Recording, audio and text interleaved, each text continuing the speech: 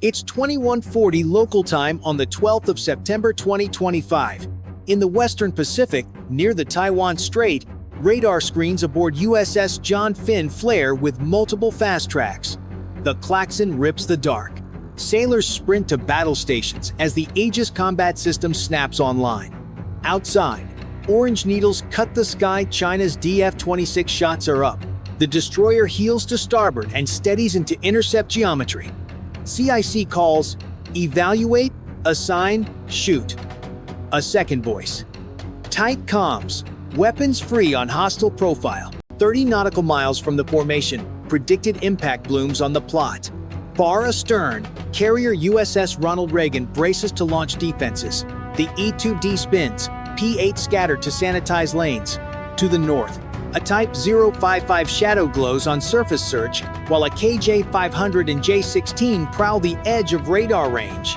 No one knows if this is an audacious test or the opening kick. The next minutes decide whether a near miss becomes a war. Hold steady, solutions lock, the horizon answers. The Western Pacific isn't just open ocean, it's a living artery of trade and power. Every tanker, every cargo ship passing through the Taiwan Strait carries the lifeblood of global commerce. On this week in September 2025, that artery is under stress. China's People's Liberation Army has flexed harder than ever, showing off its DF-5C and JL-3 missiles in Beijing's parade, before sending DF-26 seconds into flight paths brushing against American naval formations. For the U.S. 7th Fleet, it's a test wrapped in provocation. The USS Ronald Reagan Strike Group isn't here for show. It guards the sea lanes that feed not just Taiwan and Japan, but factories, ports, and supermarket shelves back home. Lose control here, and prices rise, shelves empty, trust cracks. That's why John Finn and her crew stand the line, because the first side to blink might lose the decade. Commanders know one misread radar return could mean thousands of lives and the collapse of deterrence in Asia. Far below, a Virginia-class submarine tracks the noise of China's Type 94 Amperes. Above, satellites relay every pulse of radar light to Pearl Harbor and the Pentagon. Both nations stare across the sea, neither wanting war, neither willing to back down. The tension feels surgical, precise, until something breaks the pattern. Insurers quietly rewrite premiums. A traffic jam of freighters loiters east of Luzon. In Tokyo and Manila, ministers huddle. Taipei shifts air patrols, and Japan scrambles fighters near Okinawa. Every move signals resolve, and every signal risks misread intent. And you, watching this moment unfold, imagine being on that deck. DF-26 trails cutting through the dark. Decisions made in seconds. If you think the US should hold the line, press 1. If you believe China's warning was justified, press 9. And say why in the comments before the next alert sounds. 2142. The first radar track split into 4 clear arcs. 2 ballistic, 2 irregular. The Combat Information Center erupts with layered voices. Vampires inbound, bearing 090, range 310 nautical miles. The captain's order cuts through. Weapons release authorized. The Aegis array tilts, spinning power through the deck. Seconds later, a standard missile 3 roars skyward, slicing into the night like a flare of cold white fire. The intercept math begins instantly. Velocity, angle, and time to impact. The crew works like muscle memory, each hand finding its switch, each word trimmed to half a syllable. A second SM-3 fires, followed by 2 SM-6 for lower altitude threats. Farther out, a P-8 Poseidon marks the possible launch site near the Chinese coast. The radio crackles with voices from Pearl Harbor and Yokosuka, confirmation that multiple DF-26 are aloft. One track breaks pattern, descending faster than predicted. "That one's skipping!" yells the fire control officer. It's a near-surface glide warhead harder to kill, built to fake trajectories. The first SM-6 misses by half a kilometer. Another launches instantly, intercept window shrinking to seconds. The ship trembles as its vertical launch cells belch smoke and pressure. Outside, flashes bloom 1, then 2, then 3, and finally the radar confirms. Hit probability above 90%. The bridge doesn't cheer. they know this is just the first wave. On the carrier, Ronald Reagan readies her air wing. 2F divided by A. 18 streak off the deck, followed by an E-2D Hawkeye that sweeps for new launch signatures. Across the radio net, Japanese Aegis destroyers tighten their grid. "No lone ships tonight," says the XO quietly. "We fight as one picture." The horizon flickers again, another salvo. Slightly off axis.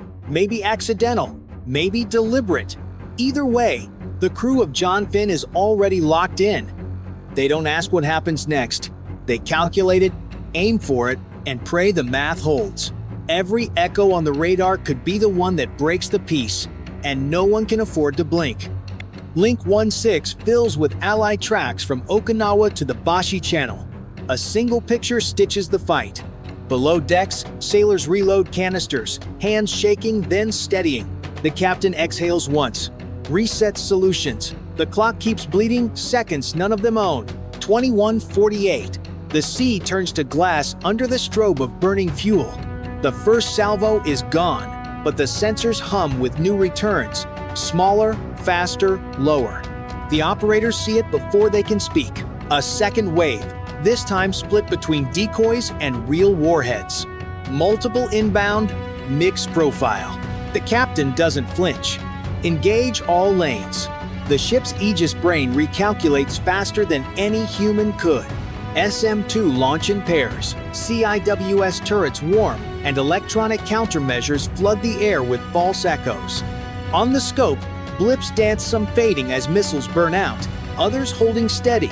The destroyer leans again into a defensive turn, cutting its radar signature while keeping firing arcs clear.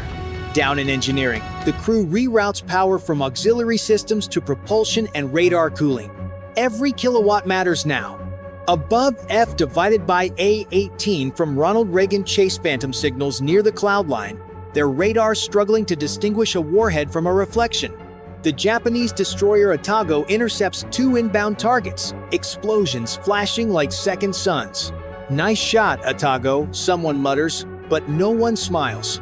Each successful hit feels like stalling a tide that won't stop coming. Another cluster breaks through 3 contacts under 60 miles. CIWS batteries scream, the air thick with tungsten. Shell casings scatter across the deck.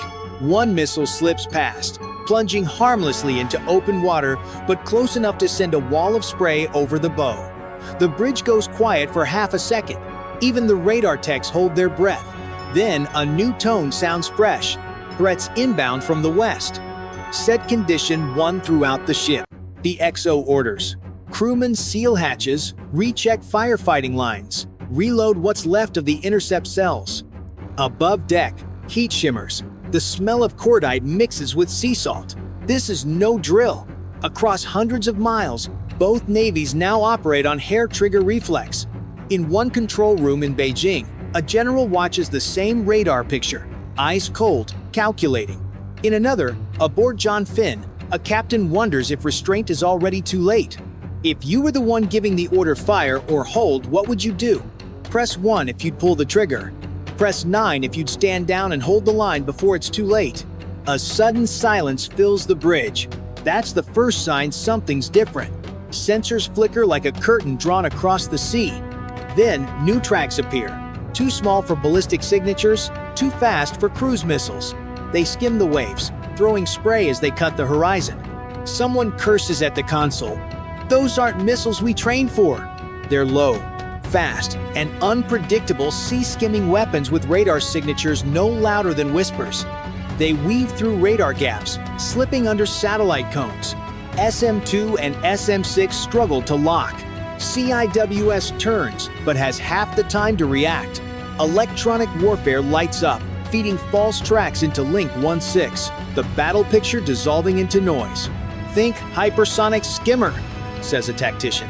The captain doesn't argue. He orders layered defense jammers, then missiles. Training mentions directed energy, but on deck, it's still guns and steel. A drone-sized warhead rips past the bow and detonates meters away. Shrapnel bites the hull. John Finn's alarms shift tone. This isn't a salvo anymore, it's a swarm. On Ronald Reagan, Pilots chase ghost contacts darting in and out of range. Commanders call higher channels. This feels one heartbeat from escalation. In Beijing, bases tighten. In Washington, phones light up. The rules everyone trained to follow begin to blur. The twist isn't just a new weapon, it's a new logic. Cheap, countless, meant to exhaust the costly shield. It forces choices. No captain wants waste interceptors on shadows or risk the real strike slipping through. The sea has changed shape, and the next decision will decide if reason holds or if the Pacific burns. 2155. The ocean no longer reflects light, it absorbs it. Smoke and salt hang thick over the destroyer as the third wave arrives. Every weapon system is live. Contact, bearing 085, range 40 miles. The CIC turns red with alarms. The captain grips the console. CIWS priority mode. Let's finish this. The first of the new drones breaks the horizon, moving like darting insects. The SM-6 batteries are almost dry. The remaining interceptors must count. Fire 2, Track 4 confirmed hostile. The deck thunders, hatches bloom, and the missiles climb. White spirals tearing through the smoke. Seconds later, twin flashes erupt on the horizon. Direct hits. Cheers rise, but die just as fast. 10 more tracks replace the ones destroyed. The air defense computer screams for input. Manual override engaged. The crew fires phalanx cannons in full auto. Dense streams of tungsten fill the night. Sparks rain over the deck. One drone slips through and detonates against the sea, 15 meters off the port side, drenching the hull in boiling spray. The ship rocks. Alarms overlap. Somewhere aft, a sailor shouts for damage control. Flooding in compartment 7, minor hull breach. Keep her stable. Overcomes. Otago reports another near miss. Ronald Reagan launches her last F, divided by A-18, desperate to push the threat line back. The sea feels smaller, the sky lower, the timeline thinner. Hold formation, the captain says, voice flat but calm. The horizon turns into a theater of fire tracers, flares, contrails weaving into a single glowing storm. Then silence again. No new tracks, only static and the hiss of cooling barrels. The crew exhales, hands trembling. They've survived barely. Below decks, the smell of burnt steel clings to the air. Someone whispers, "If that was just a test, what comes next?" Through the haze, John Finn steadies her course beside Otago. The Pacific is quiet but feels alive, like it's listening. The captain looks out and murmurs, "One more wave, and this ocean burns." If you believe the US should strike back before that wave comes, press 1. If you think restraint is still the only way to stop the fire, press 9 and tell us what you'd choose when the next alarm sounds. 22:10. The storm has passed, but the silence feels heavier than the fight. Smoke drifts over a sea, littered with metal fragments and foam. The crew of John Finn walks the deck in near disbelief. No one cheers, no one speaks. They count the hits that almost were. Every dent in the hull feels like a question mark left hanging in the dark. Damage control teams chalk the scars, tag shrapnel, and log the angles that almost became eulogies. Messages flow across the net. Otago safe, minor damage. Ronald Reagan operational, but low on interceptors. Washington requests full reports. Tokyo urges restraint, and Beijing calls it a defensive exercise. Both sides pretend nothing happened. But every sailor on that deck knows something did. The line was crossed, even if by inches. In Taipei and Manila, alerts flicker through phones. Fishermen keep radios off and stay ashore. Down below, technicians replay radar logs frame by frame. The new sea skimmers vanish mid-trajectory, their signatures ghost-like and inconsistent. No one knows if they were drones, glide vehicles, or something in between. Intelligence officers will argue for months. What matters to the crew is simpler. They faced the future tonight, and it almost killed them. In the wardroom, coffee goes cold while hands draw crude diagrams of paths that make no sense. In the days ahead, the world will rename the event Pacific Standoff 2025. Analysts will debate intentions, markets will shudder, and alliance meetings will run long into the night. Meanwhile, the ships return to station, engines humming, watching horizons that suddenly feel smaller, deterrents held for now. But it came within 30 nautical miles of collapse, and the rules of engagement feel thinner than paper. On the bridge, the captain writes his final log entry. "We held the line. We saw the edge." He pauses before adding one last sentence. "Next time, I'm not sure the edge will hold us back." If you believe peace still depends on holding that line, press 1. If you think another clash is inevitable, press 9 and tell us what you'd bet on before Pacific standoff turns into Pacific War. It's 9:23 CST on the 26th of July 2025.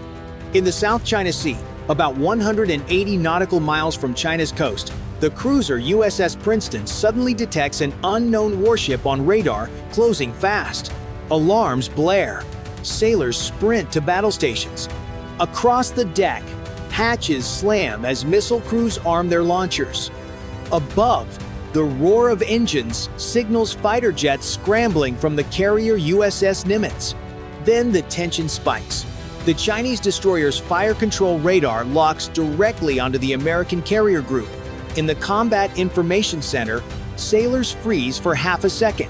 Everyone knows what that means. It's not a drill. A red line has been crossed. Seconds stretch like hours. Radios crackle, officers shout bearings, and the sea itself feels charged with static. Out on the horizon, streaks of light cut the sky. Chinese J-15 fighters launching from the Shandong carrier. The air is electric. The next move could decide whether thousands of lives survive or vanish beneath the waves. The South China Sea isn't empty water. It's a main artery of trade. Tankers, cargo ships, and fishing fleets pass daily, carrying fuel, food, and parts that keep life moving from Asia to America. Tonight, hundreds of civilian vessels share these lanes, and their safety rests on a thin gray line of U.S. warships holding station. The USS Nimitz Strike Group isn't here for show. It's here to keep the lanes open, visible, steady, and credible. That means protecting U.S. supply chains and the trust of allies who count on the Navy to stand firm. If this mission fails, the shock spreads far beyond the horizon. Cargo slows, insurers raise rates, shelves at home run light. Allies start asking if America still keeps its word. Across the water, China's Shandong carrier group advances. J-15 launch in pairs, their mechanical radar searching while USEA-18G Growlers pour noise across the spectrum.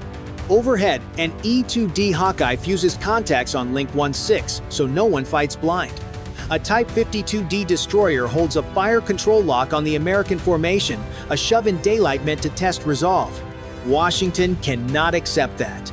Freedom of navigation is law and habit. For the crew on USS Princeton, the order is clear. Hold the line, deny any claim of control, and show the flag without firing first.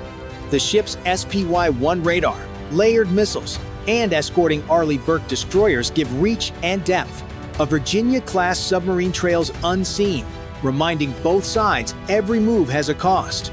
This isn't just steel versus steel. It's rules versus coercion. If the US blinks, the map shifts. If China yields, the lanes stay open for all.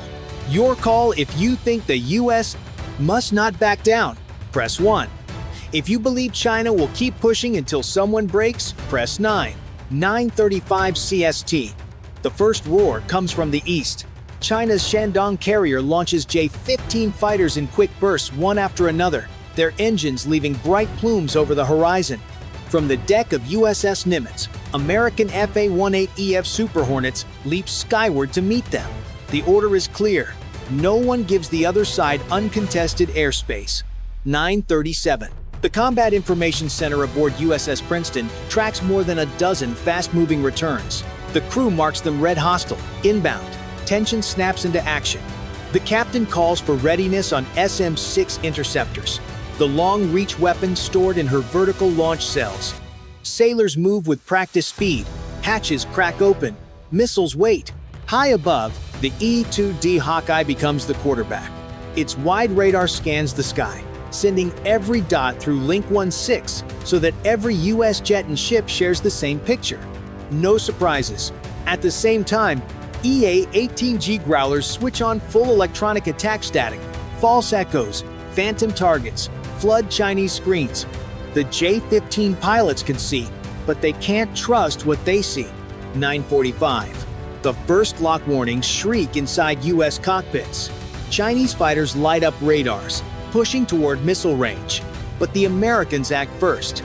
From deep inside Princeton's hull, a thunder rolls as two SM-6 missiles streak into the sky. Each costs millions, but each buys seconds space the carrier group needs to breathe. The contrails climb high, arcing fast toward the threat. Seconds later, another layer comes alive. USS Nimitz escorts Arleigh Burke destroyers launch ESSM, short-range interceptors designed to cover closer arcs. Their trails cut lower across the water, ready to swat down anything that slips through the first line. The defense is stacked, long, medium, short. Every sailor knows the drill. Keep the carrier alive at all costs. The horizon flashes white. Explosions bloom in the distance where missiles meet their targets. For a heartbeat, the crew exhales. Then new blips appear more. J-15, more missiles, more pressure. The first shots have been fired, but the fight is only beginning. This isn't practice anymore. It's the real thing. 10:12 CST. Radar aboard USS Princeton lights again. A second wave bigger, faster, more coordinated drives at the carrier group. Not just fighters now. Chinese destroyers hurl long-range missiles high into the sky. The air thickens with threats. On board, the crew shifts tactics. ESSM swats some tracks, but a few slip through. Princeton heals a few degrees to narrow its radar profile and align defenses. Steel groans as waves slam the hull. The captain's voice stays flat. Stay locked. No gaps. 10:18. CIWS spin up with a rising whine. They're the last line, throwing thousands of rounds a minute. Gunners' watch icons crawl inward. Everyone knows, if this line fails, steel gets hit. Overhead, Super Hornets dogfight J-15. Tracers cut the sky.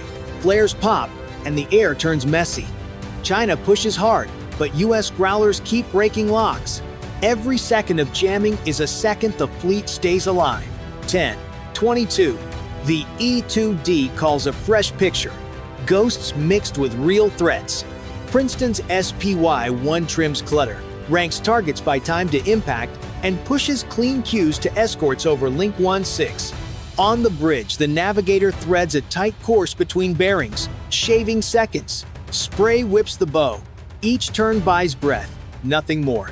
10:24. Damage control team stage hoses and masks. The chief engineer shifts power to sensors and guns. Galley lights dim to keep juice in the fight. Deck crews haul fresh ammo cans, swap hot barrels, and wipe grit from visors. Chaff rockets, cough silver clouds. A decoy drone skips low, stealing a hostile lock for a precious heartbeat. The ship smells of cordite and hot metal. Volume grinds down nerves. Alarms rise again. The crew cycles weapons faster than planned. SM-6 stocks drop. ESSM thin. Intercepts sparkle on the horizon, but new blips keep blooming. Sweat beads. The math is brutal. Eventually something gets through. 10:27. A missile skims low. Princeton twists hard. Guns coming to bear. CIWS erupts. Orange tracers stitching the air. A tight blossom of fire marks the kill too close. For the first time, the margin feels paper thin. This is no longer theory. It's survival. Minute by minute, second by second. Every flicker on the scope could be the one that breaks the shield. Comment below if you believe US defenses hold under this pressure. Press 1. If you think China's relentless push will find a gap, press 9 and subscribe so you don't miss what breaks next. 11:3. Just as US crews think the pace might ease, a new alarm cuts through. This time, the threat isn't from the sky, it's from the sea. Low, fast objects skim the surface, hugging waves where radar is weakest. China shifts tactics. Sea-skimming missiles and fast attack craft rush forward, designed to punch through the shield. For sailors on USS Princeton, this is the nightmare. High-flying threats can be shot down early, but weapons racing feet above the water give only seconds to react. The command center jolts alive. The captain calls for Virginia-class submarine support. Its silent shadow near the Chinese carrier now becomes a card in play. 11-8. Growlers jamming helps, but sea skimmers don't rely on radar locks for long. They dive low, nearly invisible until cresting over waves. Princeton swings hard, cutting water to narrow angles and bring batteries on target. Deck crews ready, short-range interceptors and CIWS. Gunners brace, eyes locked on the horizon. One slip, 1 second late, and steel rips into steel. Then, a call from below. The Virginia-class SSN, lurking unseen, breaks silence. It has surfaced 6 nautical miles from Shandong. Its presence forces Beijing to pause, pushing further now risk torpedoes into their carrier's hull. The twist lands heavy. Hunters become hunted. Still, the missiles keep coming. Princeton's crew has no time to celebrate. The captain grips the rail, watching icons close. The only question left: can defenses catch every last one? Comment below. If you think the US submarine's bold move turned the tide, press 1. If you believe China will keep pressing until overwhelm comes, press 9. 11:19 CST. The horizon is chaos. Smoke trails cross the sky, jets weave and dive, and alarms pound every deck. The second wave is blunted, but the third closes in. These are the hardest to stop. Shorter flight times, tighter angles, faster speed. Every sailor feels it.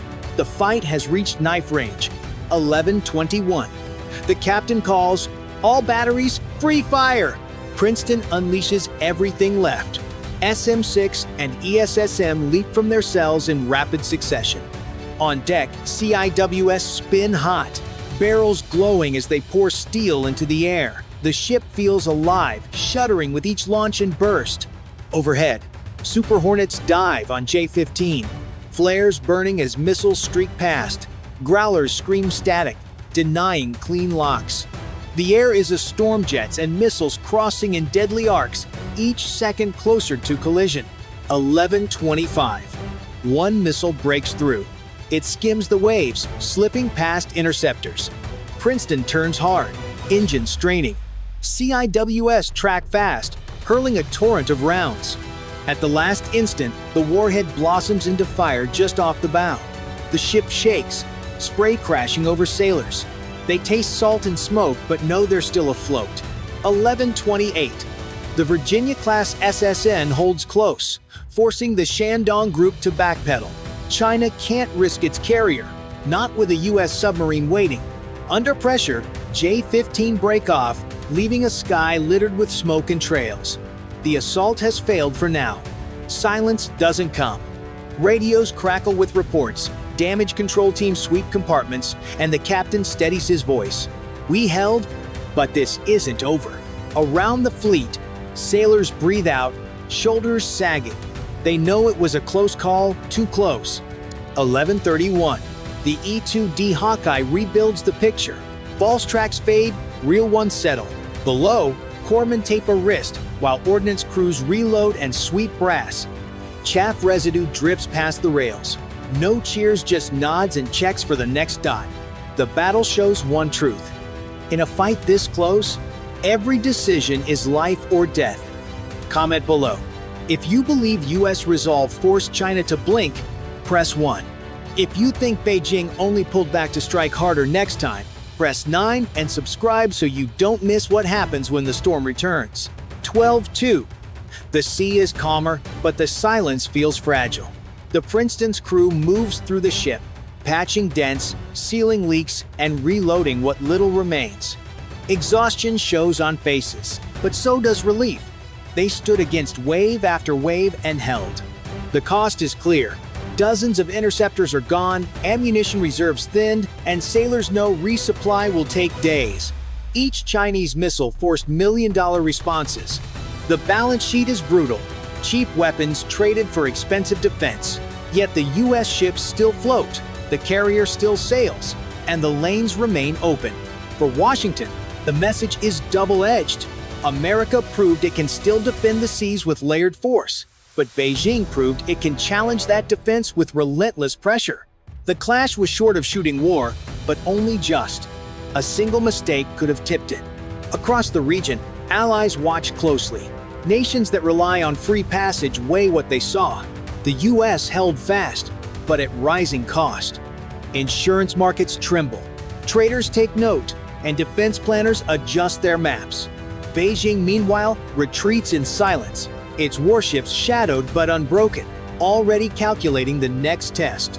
On board the Princeton, the captain gathers his crew. "We held the line today, but the line will be tested again." His words echo through steel corridors, a reminder that tonight's survival is not the end, only a pause before the next storm. The result is simple.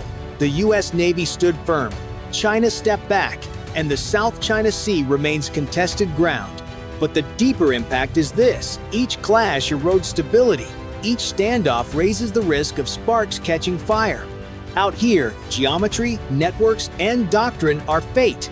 Whoever adapts faster owns the next hour at sea. So where do you stand?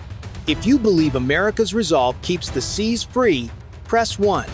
If you think China's persistence will eventually change the map, press 9 and subscribe so you don't miss the next chapter of this unfolding conflict.